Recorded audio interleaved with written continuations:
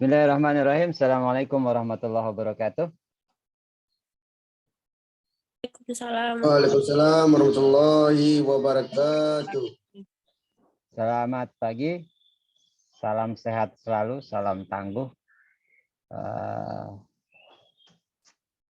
Sekarang hari ini hari Kamis tanggal 2 Desember 2021 kita melakukan perkuliahan secara daring melalui Zoom untuk pertemuan yang ke-13. Di pertemuan yang ke-13 ini seperti yang sudah kita jadwalkan, materi kita adalah tentang analisis varian dua jalur. Analisis varian dua jalur ini adalah kelanjutan dari analisis varian satu jalur yang kita bahas beberapa hari yang lalu, hari Senin dan hari Selasa. Sekarang kita naik level, yang tadinya satu jalur, sekarang kita naik level ke yang namanya analisis varian dua jalur. Untuk materi sudah di-post di e-learning. Harapan saya teman-teman sudah membaca materi itu. Sekarang saya hanya akan menjelaskan secara singkat, kemudian akan kita isi dengan diskusi atau tanya jawab. Saya tidak akan bosan mengingatkan teman-teman bahwa pembelajaran kita ini adalah pembelajaran orang dewasa yang sebaiknya lebih banyak diisi dengan diskusi.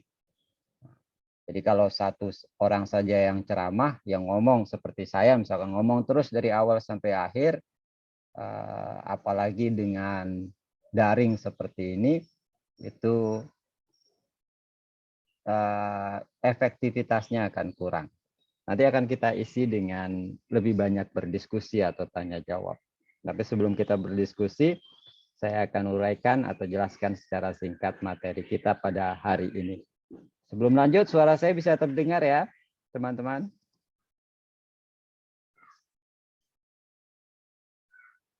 Oke. Saya share screen dulu. PowerPoint ini adalah hasil screenshot dari materi yang teman-teman sudah terima. Jadi tidak saya posting, memang belum saya posting di e-learning, tapi ini diambil dari materi PDF yang sudah di-post sebelumnya. Selanjutnya, jadi analisis varian dua jalur itu berbeda dengan yang satu jalur. Kalau yang satu jalur, itu kita hanya punya yang ini. Hanya punya yang kolom. Nah, yang ini saja. Kalau dia hanya satu bagian saja, satu kolom saja, maka dia disebut dengan analisis varian satu jalur. Atau bisa juga kolom, bukan dalam bentuk kolom, tapi dalam bentuk baris. Kalau satu saja, maka dia disebut dengan analisis varian satu jalur. Kalau dia terdiri dari dua, ada kolom, ada baris, maka analisis varian yang digunakan adalah analisis varian dua jalur atau dua faktor. Kenapa ada dua? Karena faktor yang berpengaruh terhadap variabel terikat itu adalah ada faktor A atau jalur A sama ada jalur B atau faktor B. Sehingga disebut dengan analisis varian dua jalur. Kalau di contoh ini kita punya kolom. Kita punya kolom ini. Kemudian dia dibagi menjadi dua. Ada A1 sama A2. Kemudian ada baris. Dia dibagi juga menjadi dua. B1 dan B2. Terus di sini ada penjumlahannya. Kemudian di sini ada penjumlahan untuk baris. Selanjutnya, jadi ada dua faktor. Yang pertama adalah faktor A. Faktor A. Kemudian yang kedua adalah faktor B. Jadi ada dua jalur, ada dua faktor. Kemudian ini adalah penjumlahan untuk faktor A-nya. Jadi kita akan membandingkan antara A1 sama A2. Kita akan membandingkan antara A1 sama A2. apakah A1 ini sama dengan A2. Sama atau tidak. Kemudian berikutnya, kalau kita membandingkan A1 sama A2, maka hipotesis yang kita uji bunyinya kurang lebih seperti ini. H0 mu A1 sama dengan mu A2. Sedangkan alternatifnya HA mu A1 tidak sama dengan mu A2. Ini dia kalau dua kelompok. Kalau A-nya hanya terdiri dari 2. Tapi kalau A-nya terdiri dari 3, misalkan di sini ada A3. Ada A3. Maka hipotesisnya juga disesuaikan. Bagaimana penyesuaiannya? Di sini dia berubah menjadi mu A1 untuk H0-nya mu A1 sama dengan mu A2 sama dengan mu A3. Kalau dia 3 kelompok untuk yang A. Sedangkan alternatifnya bukan ini lagi. Alternatifnya akan berbunyi seperti yang di 2 jalur kemarin. Minimal 2 mu tidak sama. Minimal 2 mu tidak sama. Itu kalau dia faktor A-nya terdiri dari 3 kelompok. Cuman di sini kita hanya terdiri dari 2 kelompok, maka hipotesis alternatifnya berbunyi seperti ini. Kemudian yang berikutnya, untuk faktor B. Nah, faktor B itu adalah perbandingan untuk B1 sama B2. Kalau dalam contoh ini B1 itu adalah jurusan. Misalkan di sini contohnya jurusan yang B1 itu adalah IPS, yang B2 adalah IPA. B1 itu untuk IPS, B2 untuk IPA. Hipotesis yang terkait dengan perbandingan antara faktor B itu bunyinya kurang lebih seperti ini. H0 mu B1 sama dengan mu B2. Boleh tidak ditambahkan dengan B3, Pak? Boleh, tergantung banyaknya B. Nah, kalau di sini B kita hanya 2, 1 dan 2. Kalau dia sampai 3, maka di H0 dia menyesuaikan. Demikian juga dengan di hipotesis alternatif. Teman-teman harus memperhatikan penulisan A sama B. Kalau untuk yang baris, itu disimbolkan dengan B. Yang ini. Sedangkan untuk kolom, kalau dia kolom, kita simbolkan dengan A. Jadi di sini dia pakai A, sedangkan untuk yang baris dia pakai B. Boleh dengan huruf lain, Pak? Boleh. Boleh dengan X sama Y? Boleh. Ini hanya contoh. Jadi A sama B bisa diganti dengan huruf yang lain. Kemudian yang terakhir, yang akan kita bandingkan adalah interaksi yang ada di dalam. Interaksi antara kolom dan baris. Kalau di dalam ini berarti ada A1, B1, ada A1, B2, A2, B1, dan A2, B2. Apa artinya A1, B1? Artinya siswa yang diajarkan dengan metode STAT yang berasal dari jurusan IPS. Itu untuk A1. Sedangkan A1, B2 itu adalah A1-nya apa? A1-nya metode STAT, B2-nya adalah IPA. Berarti A1, B2 itu adalah siswa yang berasal dari jurusan IPA diajarkan dengan metode STAT. Begitu juga seterusnya untuk yang kotak berikutnya ini. Kalau dengan interaksi, terkait dengan interaksi ini, maka hipotesis yang kita uji itu bunyinya seperti ini. Ada H0 sama ada HA. H0-nya mu A1 B1 sama dengan mu A2 B1 sama dengan mu A1 B2 dan mu A2 B2. Jadi di sini kita akan membandingkan di hipotesis yang ketiga, membandingkan antara kelompok ini, kelompok kedua, kelompok ketiga, kelompok keempat. Apakah keempat kelompok ini sama atau tidak? Jadi hipotesis nolnya berbunyi seperti ini. A1, B1, A2, B1, dan seterusnya. Hipotesis alternatifnya selalu sama. Untuk yang interaksi itu menggunakan kalimat minimal 2 mu tidak sama. Minimal 2 mu. 2 mu itu yang mana?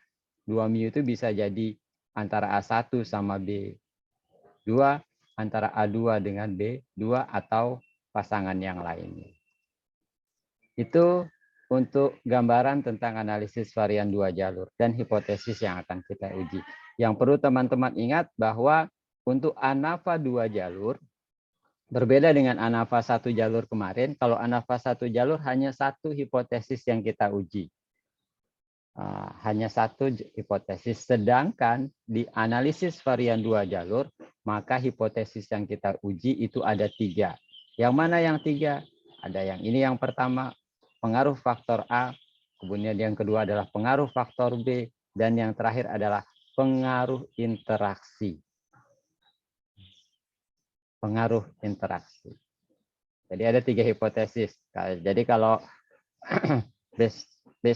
minggu depan, pertemuan berikutnya kita offline akan ada latihan tugas individu yang ke 2 atau 3 kalau saya tidak salah.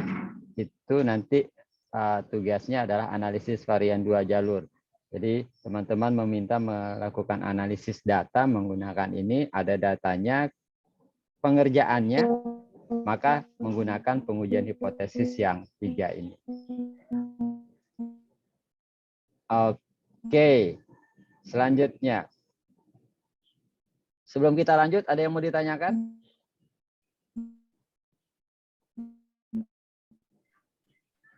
Kalau tidak ada, teman-teman boleh raise hand atau bertanya ketika saya menjelaskan. Ini konsep awal tentang analisis varian 2 jalur. Jadi ada 3 hipotesis yang diuji. Apakah analisis varian 2 jalur hanya seperti ini, Pak? Ada bentuk yang lain. Kalau dalam statistika, ANAVA yang bentuknya seperti ini disebut dengan analisis varian dengan format 2x2. Kenapa disebut 2x2? Karena kolomnya ada 2, barisnya juga ada 2. Jadi disebut dengan 2x2. Berarti ada yang bentuk yang lain, Pak? Ada bentuk yang lain selain 2x2. Apa contohnya, Pak? Contohnya seperti ini. Format data ANAVA 2 jalur yang berbeda, yang lain. Yang pertama, yang ini. Kalau ini berarti kita punya 3 kolom dan 2 baris. Berarti kalau dia seperti ini, format tabel ANAVA-nya adalah 3x2. Kalau yang bawahnya, ada 2 kolom, 3 baris. Berarti kalau seperti ini, maka formatnya adalah 2x3. Terus,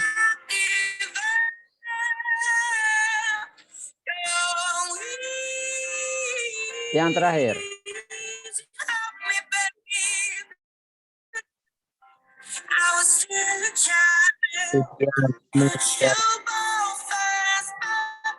Yang terakhir.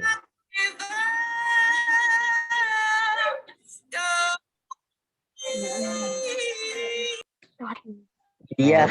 Oke, Widya lagi mengharu biru dengan lagunya Adele. Kita lanjut. Format contoh yang lain dari ANAVA 2 jalur. Itu format yang ketiga. Itu kalau di sini dia faktor kolomnya ada 3, kemudian barisnya ada 3.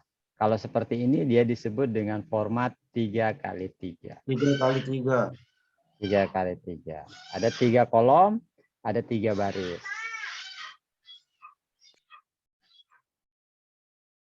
Selanjutnya, contoh.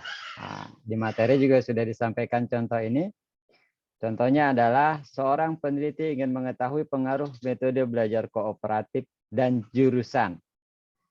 Pengaruh metode belajar kooperatif dan jurusan. Nah, kalau teman-teman perhatikan, kalau dari narasinya berarti ada 2 faktor. Yang pertama adalah metode kooperatif, kemudian yang kedua adalah jurusan. Kalau sudah seperti ini, maka analisis variannya nanti analisis 2 jalur atau 2 faktor. Faktor pertama metode belajar, faktor keduanya adalah jurusan.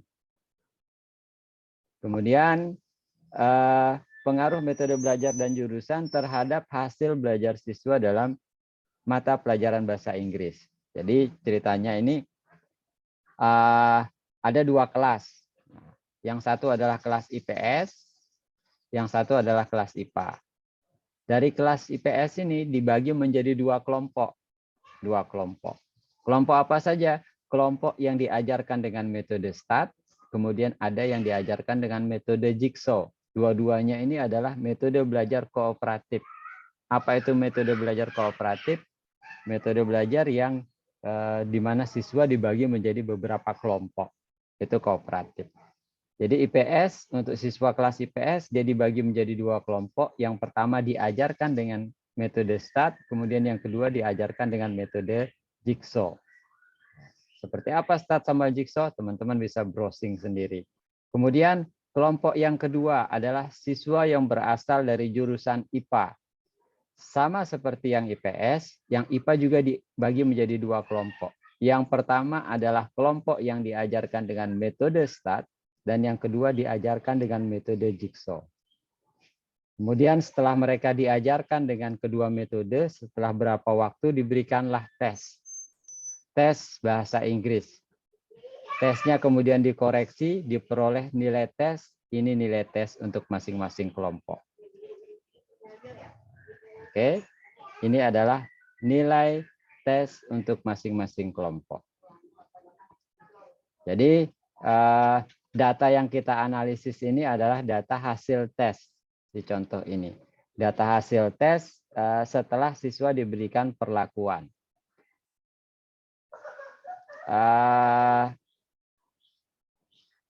Yang ini adalah data untuk kelompok IPS yang diajarkan dengan metode STAT. Terus yang ini data kelompok IPS yang diajarkan dengan metode Jigsaw. Begitu juga yang di bawahnya seperti kolom dan barisnya. Menyesuaikan kolom dan barisnya. Kemudian kalau punya data seperti ini biasanya yang ditanyakan itu adalah ada 3 sesuai dengan hipotesis yang akan kita uji. ANAFA 2 jalur itu ada 3 hipotesis yang akan diuji. Tadi sudah disebutkan. Pertanyaan yang mau dijawab juga itu menjadi 3. Ini dia pertanyaannya. Yang pertama, apakah metode belajar berpengaruh signifikan terhadap hasil belajar siswa? Apa maksudnya metode belajar yang ini? Apakah ada beda enggak STAT sama Jigsaw kalau diajarin siswa pakai 2 metode ini? Nah, itu yang pertama. Kemudian yang kedua,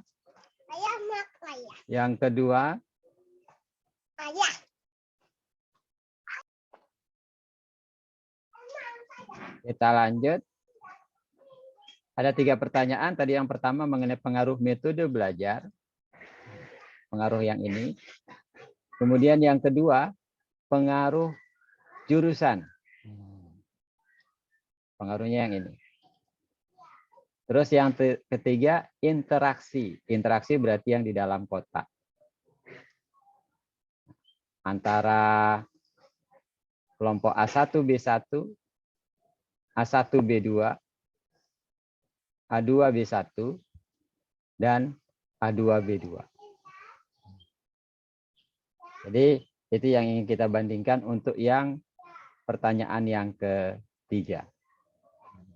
Bagaimana cara mengerjakannya? Caranya menjawab pertanyaan-pertanyaan ini adalah dengan melakukan analisis varian 2 jalur. Seperti sebelumnya, di pengujian hipotesis sebelumnya, pengujian hipotesis yang ANAFA 2 jalur juga terdiri dari beberapa langkah. Ada 5 langkah. Yang pertama, selalu awali dengan menyatakan hipotesis.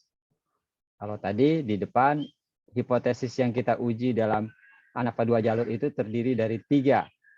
Ini hipotesis yang pertama, ini hipotesis yang kedua, dan ini hipotesis yang ketiga. Maka, hipotesis yang kita uji dalam ANAFA di contoh 1 ini juga terdiri dari 3 hipotesis. Formatnya seperti ini. Untuk pengaruh faktor A, terus yang kedua seperti ini, yang ketiga seperti ini. Tinggal ditulis. Persis sama seperti ini, Pak. Ya, kalau tabelnya 2 kali 2. Kalau tabelnya seperti ini, maka formatnya persis seperti ini. Kemudian taraf signifikansi. Seperti sebelumnya, taraf signifikansi yang biasa digunakan itu adalah 0,05. Kecuali kalau di soal menyebutkan berbeda. Misalkan di soal menyebutkan gunakanlah taraf signifikansi 0,01. Maka teman-teman harus menggunakan 0,01. Buat apa, Pak, taraf signifikansi ini? Tujuan taraf signifikansi itu salah satunya adalah untuk menentukan nilai tabel. Nah, jadi nanti nilai tabel kita lihat pada taraf signifikansi 0,05 atau 0,01. Selanjutnya, kalau kembali ke contoh yang tadi, yang pengaruh faktor A ini itu adalah membandingkan antara A1 sama A2. Apakah dia sama? Kemudian yang hipotesis yang kedua, B, itu membandingkan antara apakah B1 ini sama dengan B2 yang ini. Terus yang hipotesis yang ketiga, itu membandingkan apakah A1 B1 sama dengan A2 B1 sama dengan A1 B2 sama dengan A2 B2. Dia ingin membandingkan yang ini. Jadi ada 3 hipotesis. Boleh 2, Pak? Nggak boleh. Boleh 1, Pak? Apalagi harus 3 hipotesis. Perhitungannya susah, Pak? Tidak susah.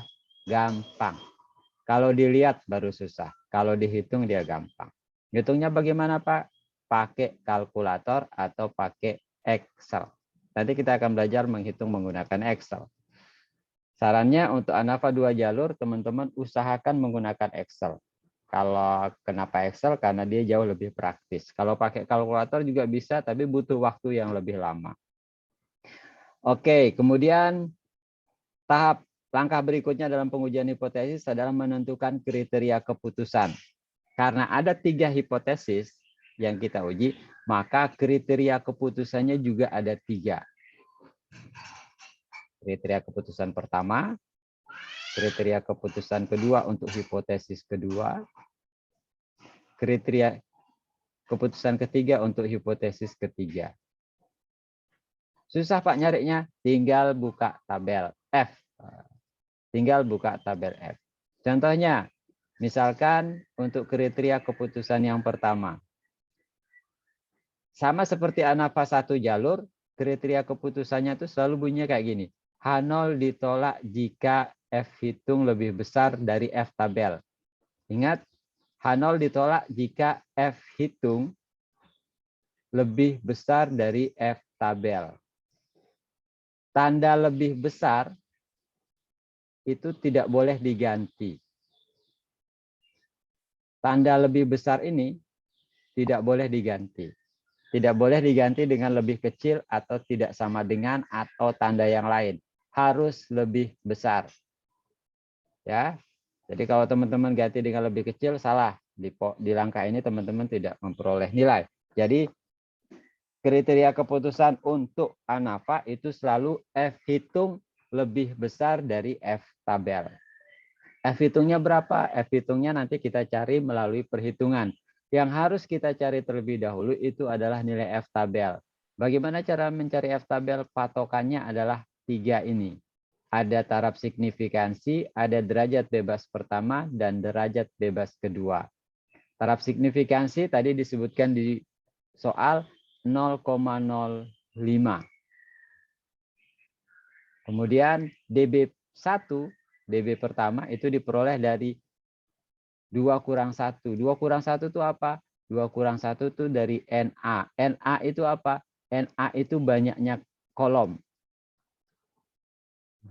Banyaknya kolom. Tadi kolomnya ada 2.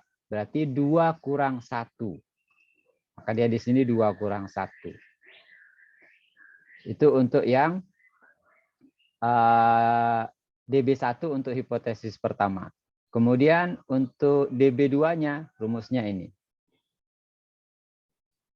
NT, N total dikurangi banyaknya kolom kali banyaknya baris. Berapa jumlah sampel totalnya? Ada 28. Berapa banyak kolomnya? Ada 2.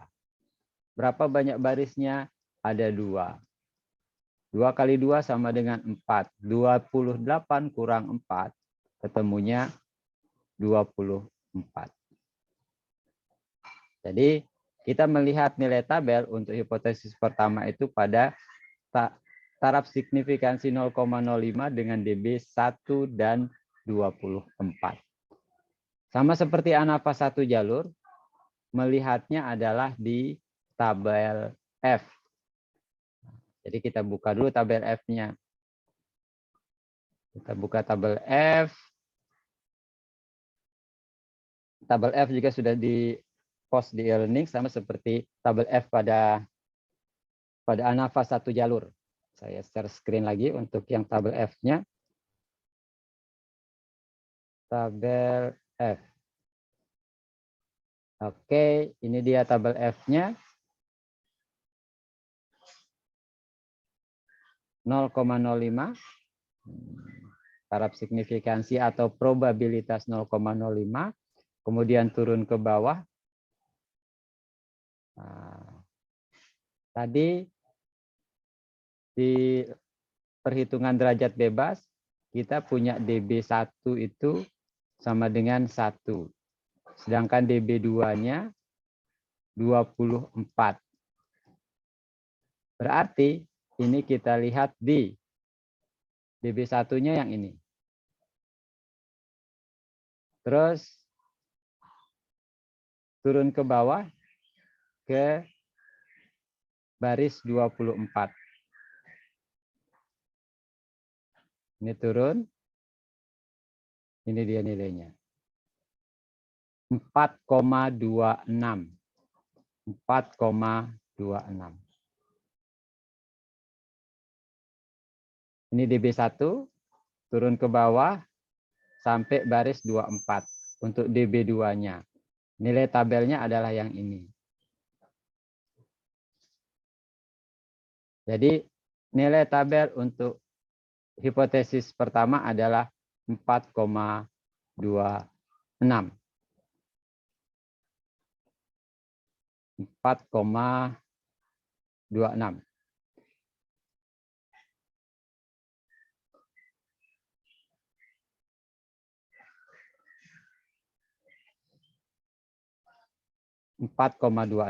Terus untuk yang berikutnya dia juga sama. Karena kolomnya barisnya sama-sama 2, maka nilainya juga sama. 4,26, 4,26. Proses pencariannya juga tidak terlalu jauh berbeda. Cuman untuk hipotesis yang ketiga, kriteria keputusannya, DB-nya agak sedikit berbeda. Tapi kurang lebih sama. Teman-teman harus perhatikan di sini. Ketemunya 4,26. Sama-sama ketemu 4,26. Jadi untuk kriteria keputusan semuanya sama. H0 ditolak jika F hitung untuk 4,26 untuk hipotesis pertama. Kemudian hipotesis kedua juga sama. H0 ditolak jika F hitung lebih besar dari 4,26 dan yang terakhir juga sama. H0 ditolak jika F hitung lebih besar dari 4,26. Terus kalau sudah kriteria keputusan, kita masuk ke langkah keempat, perhitungan. Sama seperti di ANAFA satu jalur, kita harus buat tabel persiapan perhitungan. Tabel persiapan perhitungan. Nah, tabel persiapan perhitungan ini saran saya hitunglah menggunakan Excel. Boleh dengan kalkulator, tapi akan lama. Caranya, membuat tabel persiapan perhitungan. Di sini kita punya beberapa nilai yang harus kita cari terlebih dahulu. Ini adalah data aslinya.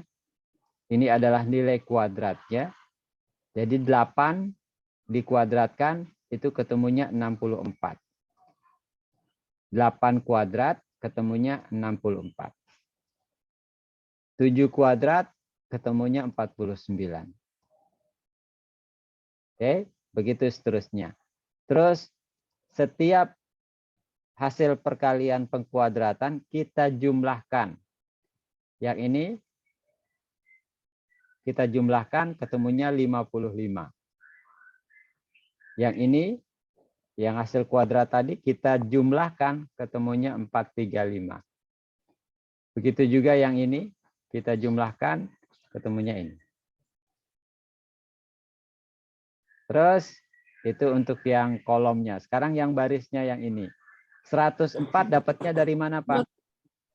104 dapatnya dari ini kita jumlahkan sama Dari yang ini. penjumlahan semua, Pak.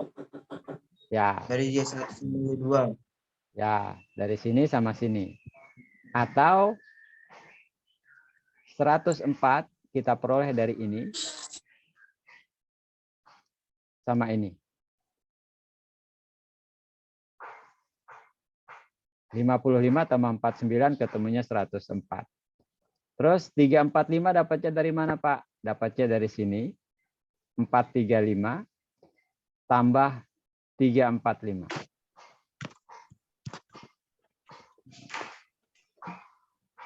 Demikian juga yang di bawah 102 dapatnya dari 52 ini. Tambah 50 yang ini. 748 dapatnya dari 388 yang ini sama 360. Kemudian 107. 107 dapatnya dari mana? Dari 55 ditambah 52. 823 dapatnya dari mana? Dapatnya dari 435 ini ditambah 38 ini. 99 sama seperti yang lain. Kemudian yang terakhir 206 dapatnya dari mana, Pak? 206 dapatnya dari ini ditambah yang ini.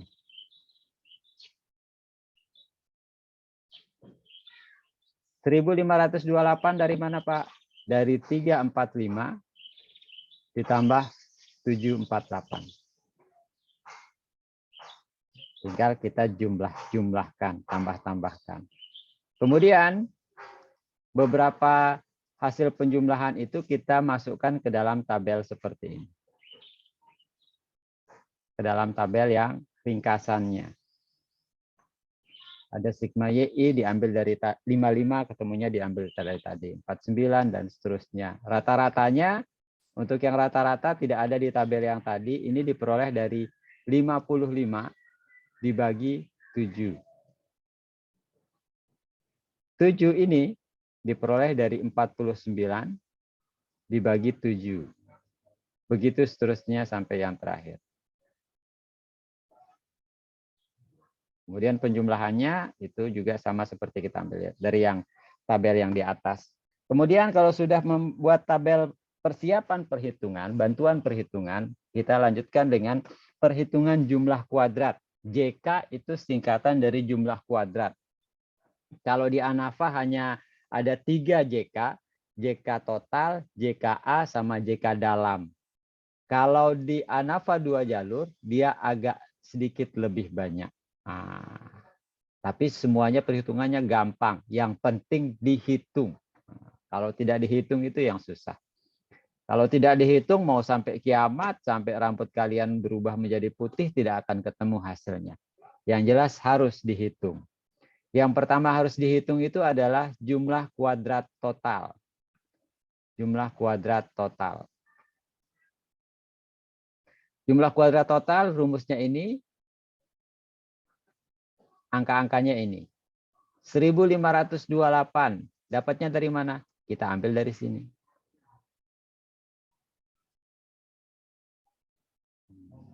Kemudian 206. Diambil dari mana? Diambil dari sini. 28. Diambilnya dari mana? Dari banyaknya sampel. Tinggal kita masukkan. Kemudian kita hitung menggunakan alat bantu, kalkulator atau Excel. Ketemulah nilai 14,429. Ini boleh dibulatkan tidak Pak? Boleh. Kalau mau dibulatkan, boleh dibulatkan menjadi 12,4 atau 43 atau 12,4. Kalau bisa minimal pakai 2 angka di belakang koma. Kemudian setelah jumlah kuadrat total yang harus kita hitung adalah jumlah kuadrat antar A atau JKA. JKA. Rumusnya ini, jangan perhatikan rumusnya, perhatikan langkah-langkah perhitungannya. Kita masukkan setiap nilai. Untuk JKA terdiri dari 2 bagian. Ini bagian pertama, ini bagian yang kedua. Bagian yang kedua ini sama dengan yang ini. Jadi kalau teman-teman hitung manual satu-satu, bagian kedua ini tidak perlu dihitung lagi karena sudah ketemu hasilnya. Yang harus dihitung adalah bagian pertama yang ini. Dari mana kita dapat nilainya, Pak? 107. Misalkan 107 kita ambil dari tabel yang ada di atas. Untuk A1. Kemudian 99 kita ambil dari sini. Untuk A2. Kemudian 14 dari mana, Pak? 14 kita ambil dari banyaknya data setiap kelompok. Kita ambil dari sini. 14 yang ini, sama nih 14-nya ya. Kita ambil dari sini.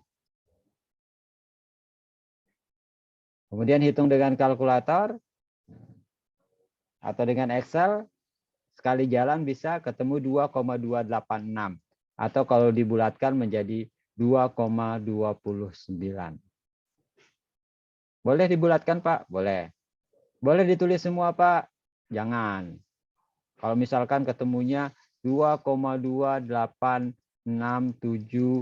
atau ya 5, 3, 2, 8, 9, 7, 8. Jangan ditulis semua. Ya. Jangan ditulis semua. Kalau ditulis semua capek tangannya nanti. Tinta pulpennya habis. Cukup diambil 2 angka di belakang koma. Jadi 2,29. Terus yang berikutnya kita menghitung jumlah kuadrat antar B. Ini dia JKB. Kita akan membandingkan yang ini datanya. Diambil dari sini. Antar B. Ini rumusnya. Jangan diperhatikan rumusnya. Langsung lihat ke praktiknya, praktik perhitungannya. Terdiri dari 2 bagian. Ini bagian yang pertama, ini bagian yang kedua. Untuk bagian yang kedua, itu sama dengan yang ini. Sama dengan yang ini. Jadi, untuk bagian yang kedua dia sama semua nih.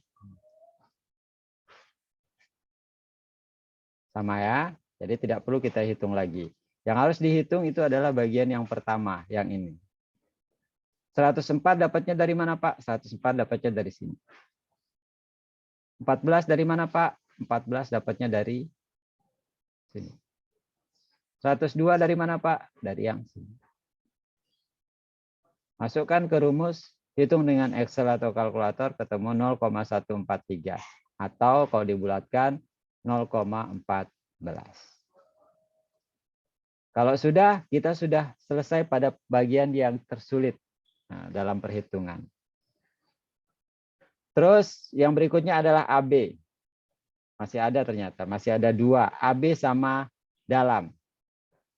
JK AB atau interaksi antara A sama B. Rumusnya bisa dilihat di materi. Pelaksanaan dari rumus, perhitungan dari rumus seperti ini. Dari mana kita pakai ini, Pak? Kita ngambilnya dari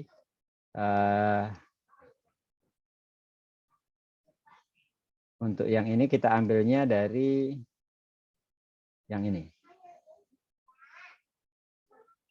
Untuk nilai-nilai ini kita ambil dari sini.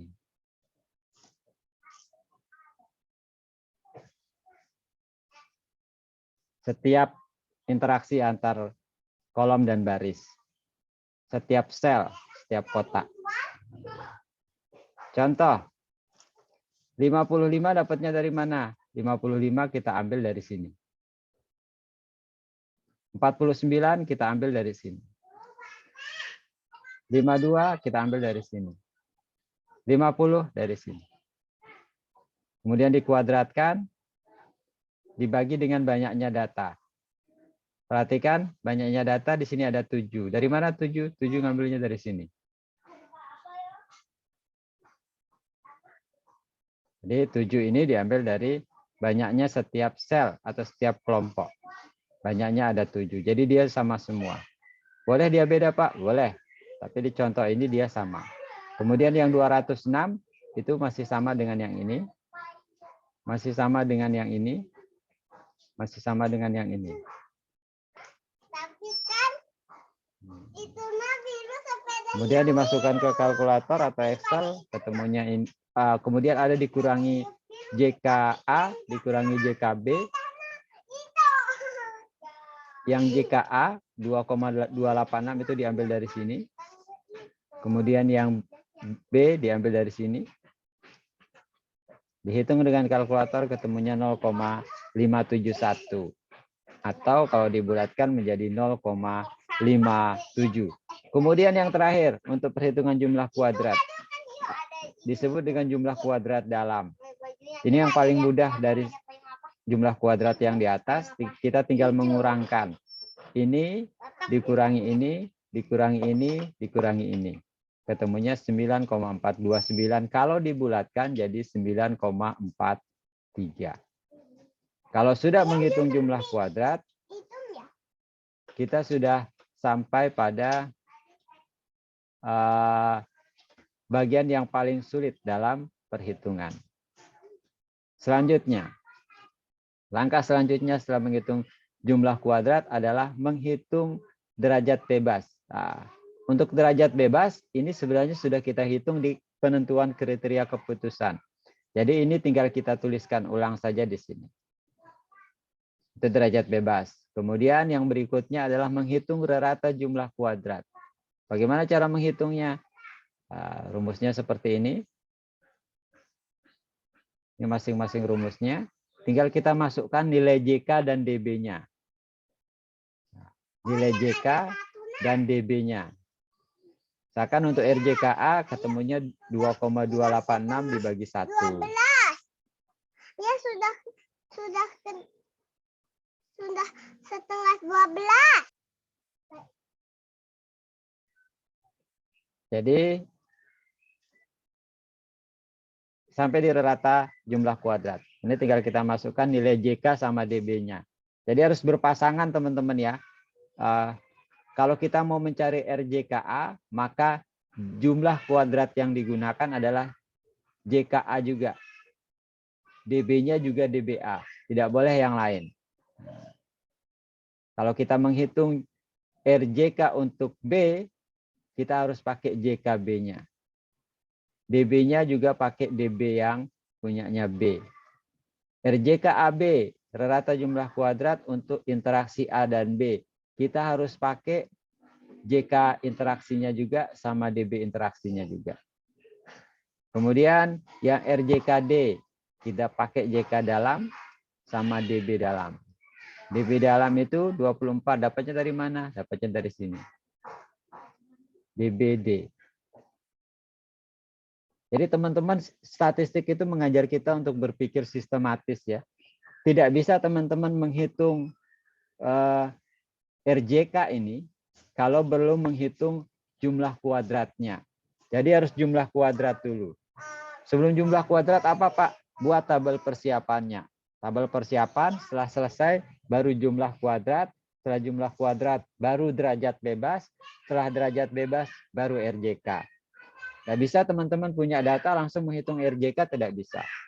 Kecuali kalau teman-teman punya ilmu ilmu kanuragan yang bisa memerintahkan jin untuk menghitung langsung boleh. Tapi kalau tidak punya harus dihitung secara bertahap, harus satu-satu, harus sistematis. Jadi jangan memikirkan ini kalau JK belum ditemukan. Sama seperti kalau teman-teman mau menikah, jangan mikirin kapan nikahnya, calonnya aja belum ada, pikirkan calonnya dulu, baru pikirkan nikahnya. Calonnya ada dulu baru memikirkan tanggal. Ini calon aja belum ada sudah memikirkan tanggal nikah. Itu namanya lompat. Lompat. Tidak boleh ya. Kalau lompat gitu biasanya nanti hasilnya adalah pusing. Jangan pusing. Jadi harus bertahap. Setelah kita menghitung RJK, langkah yang terakhir dalam perhitungan adalah menentukan nilai F hitung. Ini juga relatif lebih mudah. Menentukan nilai F hitung patokannya adalah RJK. RJK itu yang mana, Pak? RJK itu yang kita hitung di sini. Tinggal kita masukkan. Berarti kalau ada 3 hipotesis, maka F hitungnya juga ada 3. Ada F hitung untuk A, ada F hitung untuk B, sama ada F hitung untuk interaksi A dan B. F hitung untuk A, kita menghitungnya dengan rumus RJKA. RJKA itu diambil dari sini. Ini dia nilainya. Dibagi RJKD. RJKD itu diambil dari sini. Ini dia nilainya.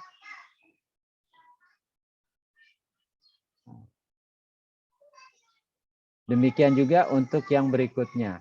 Untuk F hitung yang untuk antar B. Dan F hitung untuk interaksi A dan B. Teman-teman, statistik itu pusing kalau kita mikirkan sekaligus semuanya jadi satu. Bisa menyebabkan kegalauan. Bisa menyebabkan kesetresan.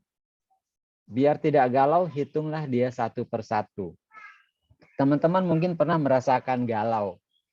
Ya, galau. Kenapa galau sampai terjadi? Itu karena banyak masalah, terus teman-teman mencoba menyelesaikannya semua sekaligus. Jangan, kalau ada banyak masalah, jangan langsung diselesaikan semua sekaligus. Selesaikanlah satu-satu. Sama seperti statistik, jangan langsung mau selesaikan semua. Selesaikanlah one by one. Tahap demi tahap. Kalau tahap demi tahap, insya Allah tidak akan pusing. Yang penting dihitung. Jadi ini dia penentuan nilai F hitungnya, satu persatu dihitung dari F hitung untuk kelompok A, F hitung untuk B, dan F hitung untuk interaksi A dan B. Ini proses perhitungannya dengan bantuan kalkulator. Kita akan ketemu nilai-nilai yang ini. Dan sekali lagi teman-teman, gunakan alat bantu untuk menghitung. Kalau teman-teman hanya melihat ini saja, 2,286 dibagi 0,393. Teman-teman mikir, gunakan kekuatan pikiran. Gunakan kekuatan pikiran. Jangan teman-teman, itu namanya menzolimi diri sendiri. Menyiksa kepala diri sendiri. Gak usah hitung dengan kekuatan pikiran. Pakailah alat. Bisa Excel, bisa kalkulator. Nggak punya kalkulator, Pak? Di HP ada kalkulator. Pakai HP. Kalkulator HP. Jadi dihitung ya. Kemudian yang berikutnya, setelah kita memperoleh setiap nilai hitung, kita seperti ANAFA 1 jalur, kita harus membuat tabel ANAFA. Tabel ANAFA. Seperti apa tabel ANAFA itu? Ini dia tampilan tabel ANAFA-nya. Berbeda dengan ANAFA 1 jalur, kita hanya punya ini kalau di ANAFA 1 jalur, antar A, dalam, sama total. Tapi kalau di ANAFA 2 jalur, dia jadi seperti ini. Banyak, Pak? Iya, banyak. Tapi kita menyelesaikannya satu-satu. Kemudian kita masukkan nilai-nilai yang sudah kita hitung tadi ke sini. Terus dengan tabel ini kita bisa bandingkan. Kita bisa bandingkan, misalkan ini F hitung untuk A 5,8, F tabelnya 4,26, berarti F hitung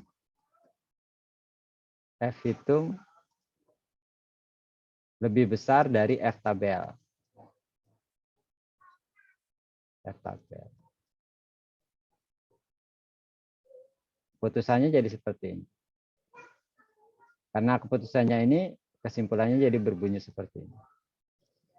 Yang kedua, F hitungnya 0,364, F tabelnya sekian. Berarti lebih kecil. Dia lebih kecil. F hitung lebih kecil dari F tabel. Karena lebih kecil, maka H0 diterima. Kesimpulannya yang interaksi. Yang interaksi. F hitungnya 1,453. Dari mana dapat 1,453, Pak? Dapatnya dari sini. Ini dapatnya dari mana, Pak? Dari proses perhitungan yang tadi di atas. F tabelnya dari mana, Pak? Dari langkah ketiga kriteria keputusan. Jadi semua ada ceritanya, ada narasinya. Tidak ujuk-ujuk kita ketemu 1,453. Terus karena H0 diterima, kesimpulannya jadi bunyinya seperti ini. Tidak terdapat cukup bukti untuk mengatakan bahwa interaksi metode belajar A dan jurusan atau B faktor B berpengaruh signifikan terhadap hasil belajar siswa dalam mata pelajaran bahasa Inggris. Itu yang keputusan dan kesimpulan. Kalau teman-teman sudah mengerjakan tugas besok seperti ini dan hasilnya betul, top. Oke, kalau sudah berarti pengerjaan latihannya sudah, pengerjaan soalnya sudah, dan kalau ada yang mau ditanyakan, silahkan.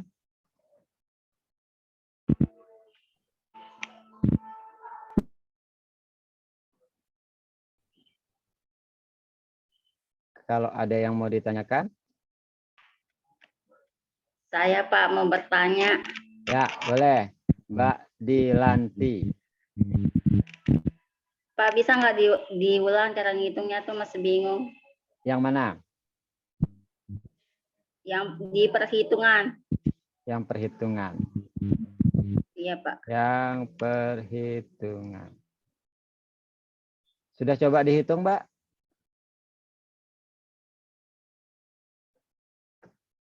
Dari sini ya, tabel persiapan perhitungan. Saya mau kasih contoh teman-teman membuat tabel persiapan perhitungan menggunakan Excel. Saya share screen untuk yang Excel-nya. Ya, jadi seperti ini. Ada 2 kelompok kolom, ada stat sama jigsaw, terus jurusannya ada IPS sama IPA. Kalau teman-teman menggunakan Excel, teman-teman bisa mengetiknya sembarangan, tapi kalau bisa sambil latihan Excel, teman-teman bisa merapikan ketikan itu. Misalkan di sini, stat itu A1. Nah, berarti kita di sini stat itu sudah kita peroleh A1. Ini A2. IPS kita tulis dengan B1. Yang IPA kita tulis dengan B2. Sekarang yang harus kita cari itu adalah nilai kuadratnya. Oke, nilai kuadrat. B1 pangkat 2. Sorry, A1 pangkat 2. Kemudian yang di sini A2 pangkat 2. Apa maksudnya A1 pangkat 2? Kita mau mengkuadratkan semua nilai A1. A2 pangkat 2 maksudnya apa? Kita mau kuadratkan semua nilai A2. Terus yang berikutnya, kita akan buat baris. Di sini kita akan tambahkan baris. Ini untuk jumlahnya. Kalau saya akan masukkan dengan simbol sigma seperti ini. Di bawahnya juga sama.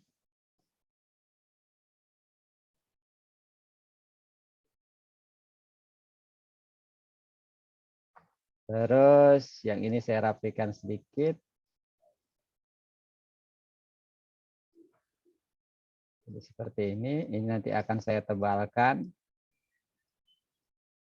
Pertama yang harus kita hitung adalah A1 kuadrat. Caranya saya mulai dengan sama dengan, saya klik di angka 8, masukkan tanda pangkat, masukkan angka 2. Maksudnya adalah nilai yang ada di sel C3 ini saya pangkat 2-kan. Kemudian tekan enter. Kemudian untuk yang sampingnya saya tinggal tarik seperti ini. Kemudian bawahnya saya tinggal drag juga seperti ini. Oke. Yang ini masih kosong ya. Ini masih kosong, belum saya isi.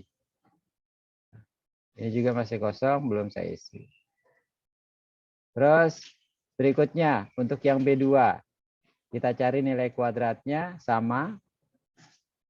Terus untuk yang sampingnya tinggal kita tarik seperti ini, bawahnya tinggal kita tarik seperti ini.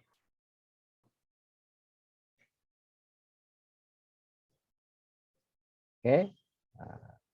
Terus kalau ngelihat di materi itu masih ada lagi yang kolom di sebelah kanannya yang disebut dengan jumlah baris. Jumlah baris. Nah, sini saya tuliskan jumlah baris. Jumlah baris. Di sini ada untuk B1, kemudian ada untuk B1 kuadrat. B saja, sorry, B saja bukan pakai 1. B, terus ada B pangkat 2. Saya rapikan.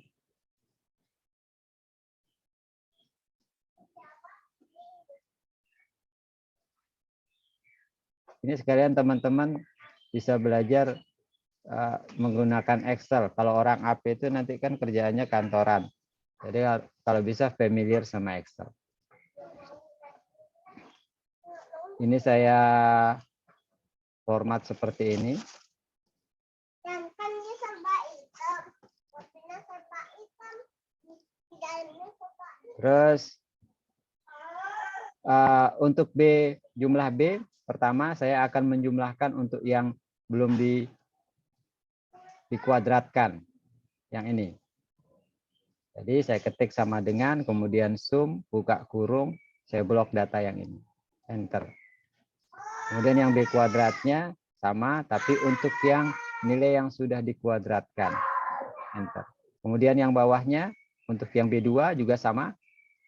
Bisa dengan mengklik, mengcopy yang di atas, paste di sini. Kalau sudah, tinggal kita jumlahkan. Tinggal blok begini. Yang bawahnya juga gitu, tinggal kita blok. Jadi seperti ini. Kalau kita bandingkan sama yang di materi, apakah sama perhitungan tabel persiapan bantuan ini dengan yang di Excel? Kita copy paste.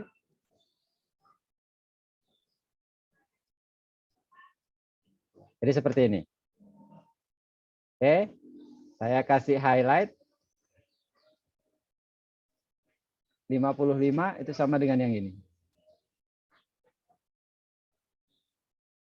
435 sama dengan yang ini. 49 sama dengan yang ini. 345 sama dengan yang ini. Terus 104 sama dengan yang ini. 345 sama dengan yang ini. Tuh, kok beda, Pak? Kita cek ulang ya. Dia beda karena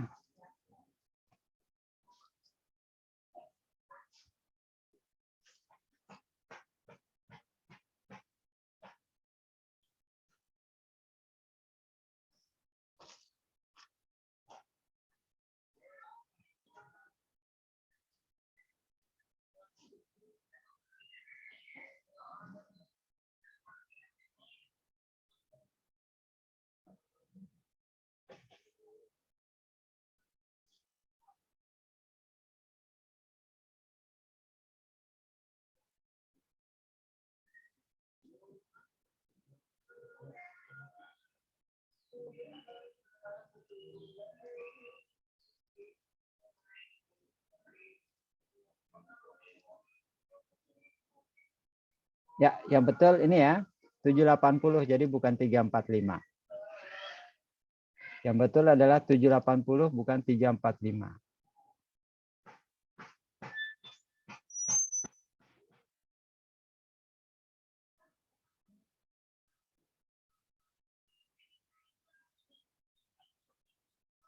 Nanti saya cek lagi. Jadi kurang lebih seperti itu. Terus kalau sudah ketemu yang seperti ini, tinggal kita masukkan ke dalam rumus-rumus yang ada di analisis varian 2 jalur. Nah, sini. Tinggal kita masukkan. Bagaimana cara menghitung ini, Pak? Yang rumus ini. Kalau teman-teman menghitungnya menggunakan Excel, saya kasih contoh. Menghitung jumlah kuadrat. Misalkan menghitung yang ini, kalau teman-teman menghitungnya dengan Excel, caranya,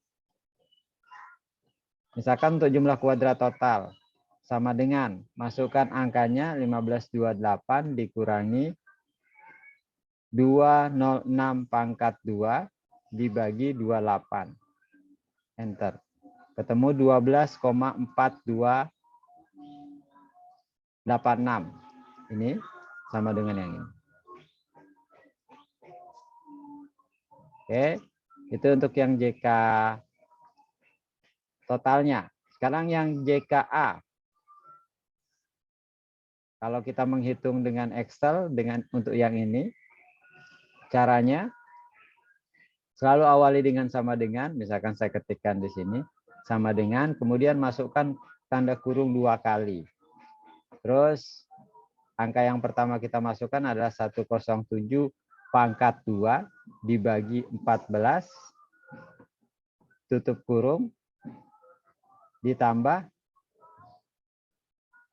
buka kurung, 99 pangkat 2 dibagi 14, tutup kurung 2 kali.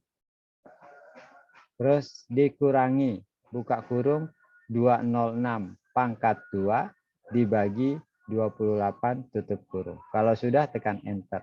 Ketemu 28571.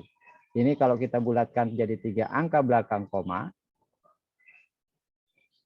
Kita bulatkan 3 angka belakang koma, ya hasilnya akan sama. 2,286 sama dengan yang ini. 12,429 dia sama dengan yang ini. Terus yang ketiga. Yang ketiga JKB dia relatif sama dengan yang JKA. Tidak terlalu jauh berbeda. Yang agak panjang itu JKAB. Yang ini. JKAB. JK interaksi A dan B. Yang ini. Dia agak panjang. Tapi kurang lebih prinsipnya dia sama dengan yang di atas. Bagaimana cara menghitungnya kalau dengan Excel? Kurang lebih sama. Awali dengan sama dengan.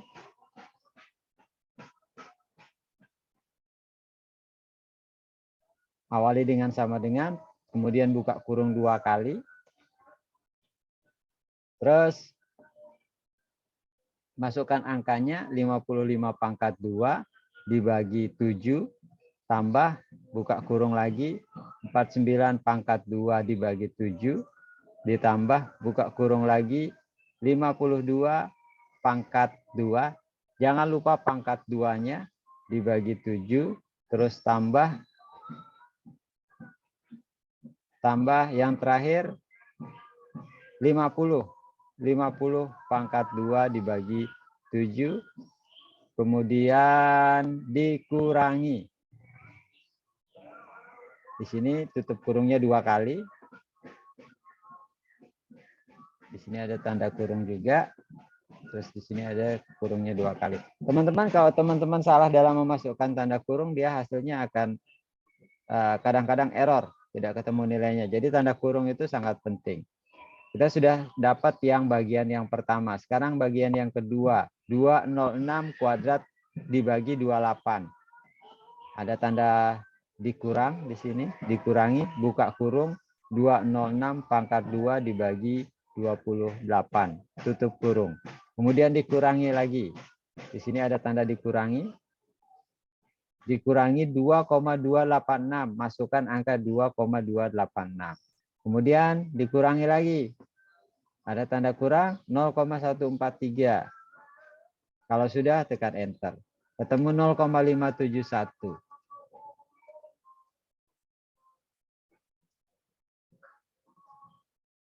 Terus untuk JKD tinggal kita kurangkan seperti ini, dia relatif paling mudah untuk JK dalamnya. Itu langkah perhitungannya kalau menggunakan Excel. Terus di sini ada contoh membuat tabel persiapan perhitungannya dengan Excel, atau teman-teman bisa lihat di file YouTube yang saya post linknya di e-learning. Ya, itu Mbak Dilan, caranya kurang lebih, nanti mungkin bisa dipraktikkan. Ada lagi yang lain? Saya, Pak. Ya, Mirawati Safitri. Bentar, Pak. Pada kriteria keputusan itu kan Pak, ada berdasarkan DB-nya, semua nilai tabel pada kriteria keputusan di atas adalah sama kan? Ya, kalau misalkan kalau berbeda Pak, bagaimana? Berbeda, oke. Untuk yang berbeda, di materi itu di contoh 2, itu ada yang berbeda. yang 3x2 kalau saya tidak salah. Coba kita cek. Iya, 3x2 Pak. Ya, 3x2. Saya share screen dulu. Kalau dia kasusnya berbeda, 3x2 misalkan, seperti yang di materi yang saya share, itu dia DB-nya akan berbeda. DB-nya akan berbeda. Contohnya, di materi yang udah saya share, halaman 14, itu untuk contoh 2, perhitungan itu format kolomnya, format tabelnya adalah 3x2. 3 itu adalah kolom atau A, 2 itu adalah B atau baris. Jadi untuk NA-nya, untuk DBA-nya itu adalah NA dikurangi 1, 3 dikurangi 1. Dari mana dapat 3? Karena ada 3 kolom atau 3A, A1, A2, A3. Jadi dia akan berbeda. Tergantung konteks kasusnya. Berapa banyak kolomnya. Jadi di sini dia kriteria keputusannya untuk F tabelnya dia akan berbeda. Akan berbeda. Jadi seperti ini. Nah, kalau di sini di contoh 2 itu dia berbeda anunya. Nilai F tabelnya. Di sini dia 5,10, di sini 3,95, di sini sama dengan 3,10 sama dengan yang ini.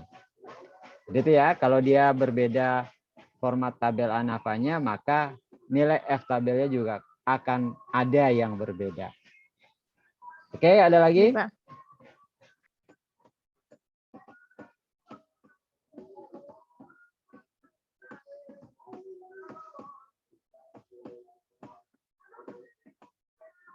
Kalau tidak ada, saya mau kasih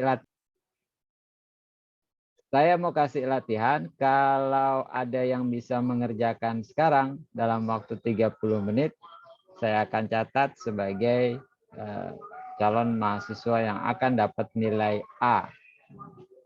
Jadi saya akan catat baik-baik di file saya bahwa yang mengerjakan ini akan dapat nilai A. Yang mana latihannya? Latihannya adalah yang ini. Sebentar, saya share screen dulu.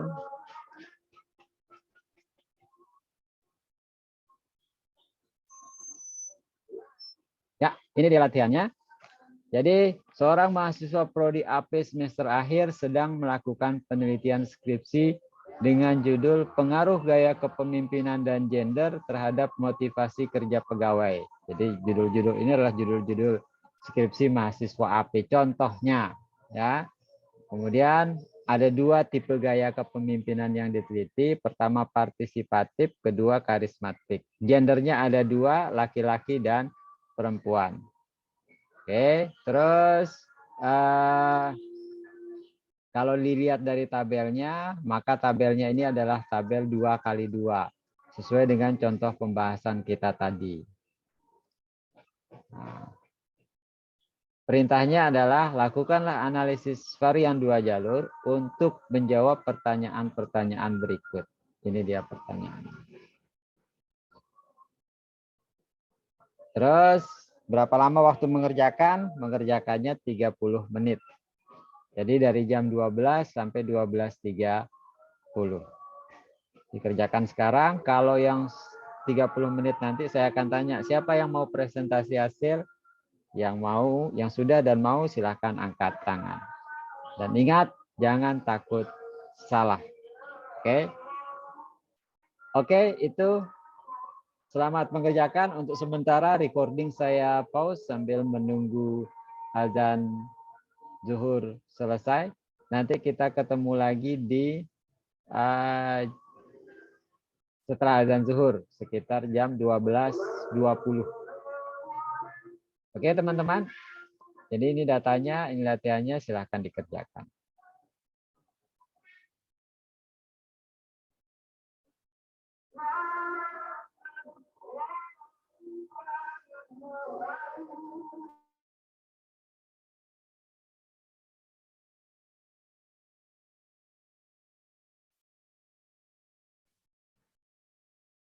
Bisa dengar suara saya?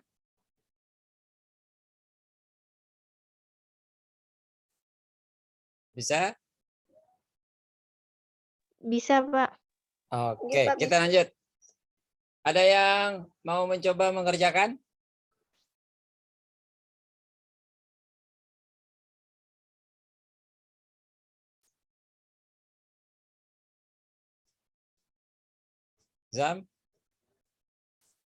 Zamroni Rahmat? Mau mencoba? Belum, masih setengah ini Pak. Setengah. Oh. Kalau gitu kita closing aja teman-teman ya. Nanti latihannya coba diteruskan sendiri. Terus kita bahas di pertemuan offline minggu depan. Di pertemuan offline minggu depan kita akan adakan kuis yang jadi tugas individu. Jadi kita ketemu di kampus, nanti ada kuisnya, dikerjakan di kampus, terus langsung di upload, langsung di-upload. Kuisnya analisis varian 2 jalur. Sekalian mungkin teman-teman mungkin ada yang mau ditanyakan tentang materi ini. Jadi sebelum kita kuis, kita diskusi dulu tentang materi ini. Sama yang latihan yang ada di PowerPoint tadi coba dikerjakan. Oke, kalau tidak ada yang ditanyakan, kita cukupkan sampai di sini.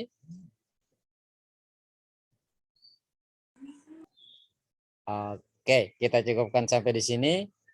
Kita ketemu lagi minggu depan offline di kampus. Untuk hari dan jadwalnya, jamnya berapa, hari apa, mohon nanti saya dikabari. Saya ngikut jadwal teman-teman. Ya, offline minggu depan di kampus. Harinya apa, jamnya jam berapa. Oke, kalau tidak ada yang ingin ditanyakan, kita cukupkan sampai di sini pertemuan ke-13 kita. Silakan dipelajari lagi materinya, karena minggu depan kita akan adakan kuis di kampus. Itu saja dari saya, kurang lebihnya mohon maaf. Terima kasih sudah menyempatkan diri hadir di perkuliahan daring ini. Kurang lebihnya mohon maaf. Assalamualaikum warahmatullahi wabarakatuh. Waalaikumsalam. Waalaikumsalam warahmatullahi wabarakatuh. Waalaikumsalam.